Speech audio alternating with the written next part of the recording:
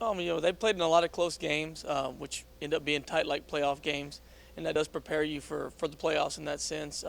Challenge-wise, they bunt the ball a lot. They play a lot of small ball. They got some pretty good speed. So those are things that we're looking to neutralize. And how about Oliver Klausner? Kid's got a pretty good arm, so if he does go against you guys, what's the approach for your hitters? I think the approach is like it is against anybody, and it's to look for good pitches in the strike zone, not chase when he's missing, up or down, and just square the ball up and do your job. Whatever that situation calls for. You guys are in a unique position. All you guys are juniors, and a lot of these kids have been there. Last year's playoff run and a part of the four-peat of the district titles. So how good is it to have all that experience? With these kids? We do have primarily juniors. We also got a couple freshmen and sophomores in the mix. But we returned 3 full-time starters from last year's playoff team or playoff run. But all those guys were there on the bench and as part of it. So I think that experience definitely plays into understanding what to expect as far as what a playoff series is and the expectations and physical and mental demands of it. How good was this season for you guys? You pretty much ran the table and had that one lone hiccup against Valley View. So just kind of put this regular season in a nutshell for me. Well, I mean, it's been a pretty good regular season. We expected to be competitive. If I told you to when expect to compete for a district title, I'd be lying to you.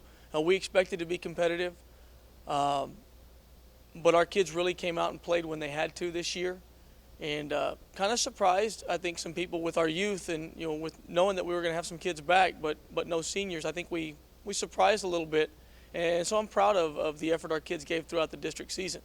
But like anything else, it's a new season, and all that stuff's out the window. We start 0-0 on Friday night. Noel was a little nicked up. How good does it feel to know that he's healthy now because he went out there and I believe he no-hit Bella? Yeah, he had some tendonitis in his shoulder early on, and we've tried to be cautious with him as far as just making sure he's healthy. The kid's got a future, and that's something you don't want to risk. It's nice to have him back. He's I want to say started 3 games in our district this year, and 2 of them were no hitters, and the other one was a 3-hitter. So he's been pretty good when he's on the bump for us. Last question, Coach. What do the Patriots have to do to repeat last year's playoff run? Well, I think first off is we've got to continue to get better. We can't rest on our laurels. We can't say, oh, we're good again and we're going to get there. We've got to understand that it happens one pitch at a time. It happens one practice at a time, and that's what we've been preaching for years. And our kids have just got to continue to buy into that and understand that if they can do that and put themselves in the moment, that anything can happen. Bad or good, and how you react to it may determine what your season ends up being.